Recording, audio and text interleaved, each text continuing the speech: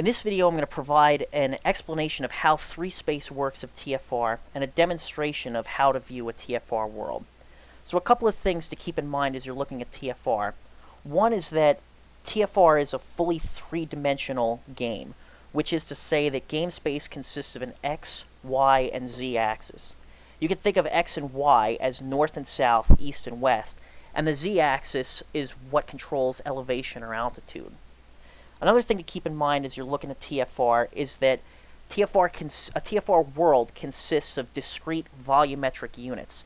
As you're looking around the game world, you'll see everything looks like blocks. And these blocks or tiles are really three-dimensional spaces that you're looking at from the top down. So as you're looking at the game, you can think of yourself almost like you're in a helicopter, overhead, stationary, looking straight down at the world. So the best way to demonstrate this is probably to take a look at what we're actually viewing here and just walk you through some of the basic view controls.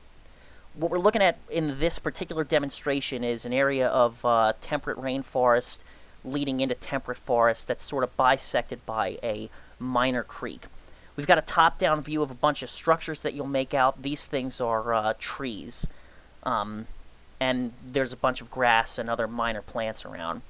As far as how to really view these things in three dimensions, we're going to use a series of quick access view controls that are located in the top right-hand corner of the interface, right next to the mini-map. So you'll see we got a few options here. A top-down view, which is currently selected. You can view the surface of the world. View interiors we're going to leave out of this demonstration. Show elevation, and an option for viewing a specific Z level. Right now, we've got the top-down view selected, which means we're looking straight down from the very top of the atmosphere. But we can switch these to see more details about the structures we're looking at. If we click Show Elevation, this will render a whole bunch of numbers that show the elevation of the topmost tile that we're looking at right now. So as we look at the middle of these trees here, just this one, you can see that it's got an elevation of 76 at its top. You can see some of its branches that are further out or a little bit lower at Z level 75. And then you can look at the ground that's rendered around it and see numbers like 73, 72, with the creek having numbers like 74, 73, 72 nearby. You can just tell by looking at this that the creek is flowing from west to east because that's the direction that's going downward, and water always flows downhill in TFR. So that's what happens when you say Show Elevation. If you click to view a specific Z level, it's going to show you a single slice of the world. Again, everything in TFR, all of these volumetric units are discrete, and so you can think of the world as consisting of 128 layers from the bottom of the crust up to the top of the world's atmosphere. When we clicked View Z Level, we went to Z Level 0 here, which is showing a level that's very deep, deep underground. But if we go back to remembering the numbers that we were looking at, say Z Level 74, you can see a slice of the area that we were looking at before. And if we go all the way up to the very top, 127, we'll see that it's just empty space in the sky. So again, let's go back to Z Level 76, which we were looking at before. Sorry, I'm fumbling around with the controls a bit. We'll take a look at Z level 76, and you can see here the very top of this tree structure that we were looking at. And you can see a cross-section is what you can think of this as of these tree structures. As we go down through Z levels, focusing on this tree, we'll see that at 76 is its top.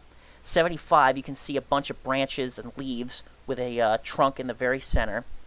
74, you can see more leaves, more branches. The trunk still continues in the same space. 73, there's no leaves or branches around because it's the very base of the tree. Just above ground, there's the trunk. And if you go down to 72, there's more trunk, and 71, you can see its root system. So that's sort of looking at a tree in three space, which hopefully gives some idea of how this works. As we cycle through the Z levels, you can see the same general thing applies to all of the other trees. They're capped by some leaves at the top. They've got a few Z levels of leaves and trunk in the middle. There's a couple of trunk spaces that are close to the ground, and ultimately a root system below the surface. And so looking at the top-down view, you can see that it looks like the creek is bisected is cut by some of these trees, but really that's just overhang that you're looking at. The creek itself flows uninterrupted at these Z levels, and the tree branches that you see when you view top down are just like looking at a tree that's overhanging the entirety of the creek. So just to step through that again, if we focus on this one that's blocking the tree here, we'll go to our Z level view, we'll view level 78. You can see the top of the tree at 78, 77, 76, 75, and at 75 you can see the creek, some of it here. At 74 you can see more of it flowing downhill there. So hopefully that made some sense. It's actually really intuitive and simple to use once you get used to it in TFR. It's just a different way at looking at a world. So again, hopefully that made sense. Hopefully this video was informative, and I hope it provides a good guide to new users.